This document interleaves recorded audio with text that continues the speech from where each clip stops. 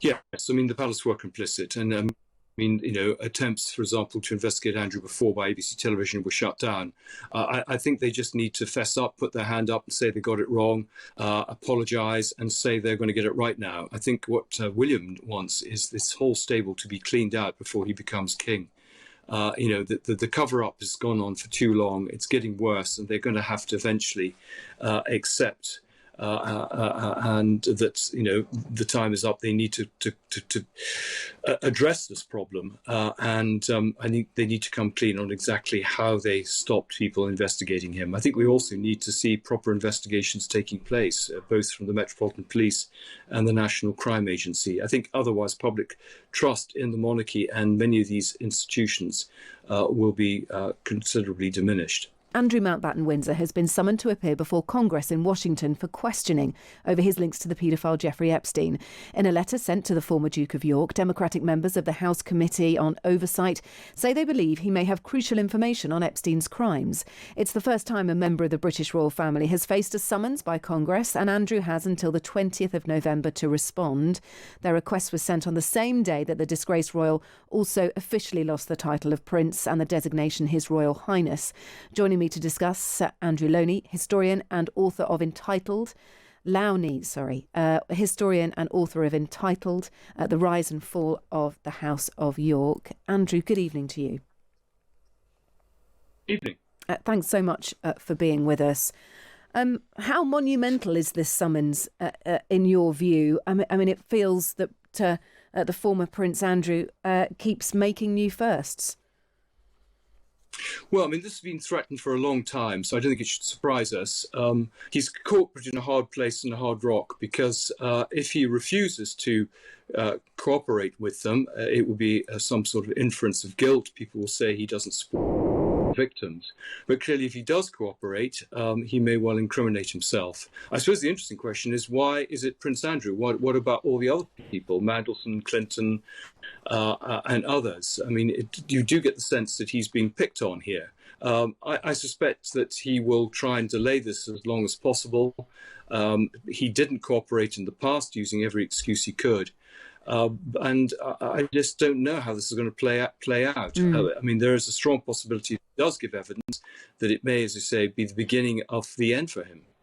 He can't be forced, can he? I mean, I'm just trying to read into the weeds of it, and we will investigate this properly later on, whether this as well, he's been ordered to appear. Is there a situation where he could just simply ignore this and refuse that request? Yes, I'm sure his lawyers will make the case. Why is he being singled out when there are plenty of other people they could talk to?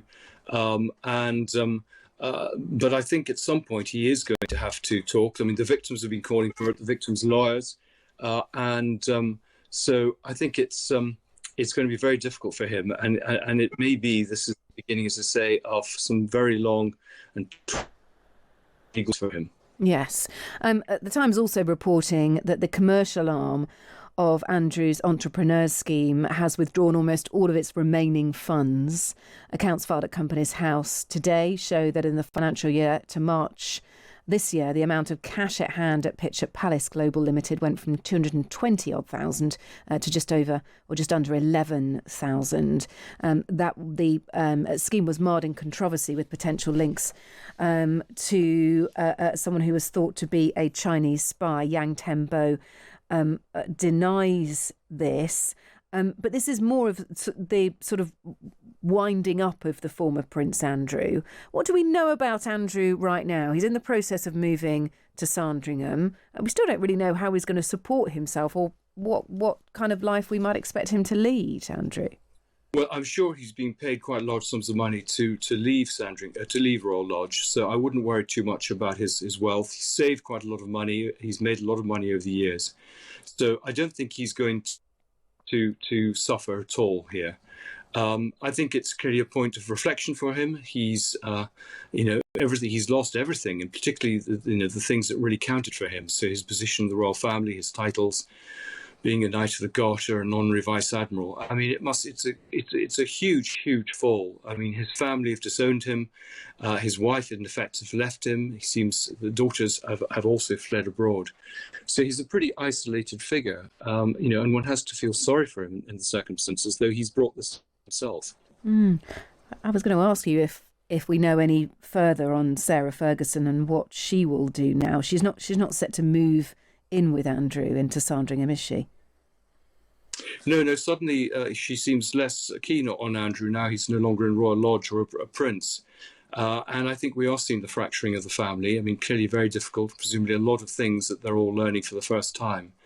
And I think the best advice is that they should all lie low and try and avoid any more controversy. But clearly the press have got them between their teeth and they're investigating all aspects of their lives. And is there any more to be said about what the palace knew about what happened? This is an unanswered question for me, and it may be dead and buried forever. But there is a question to be asked, isn't there, Andrew? And I know we've spoken about this before, about what King Charles, for example, knew and what the palace knew, and whether they were complicit at all in covering any of this up.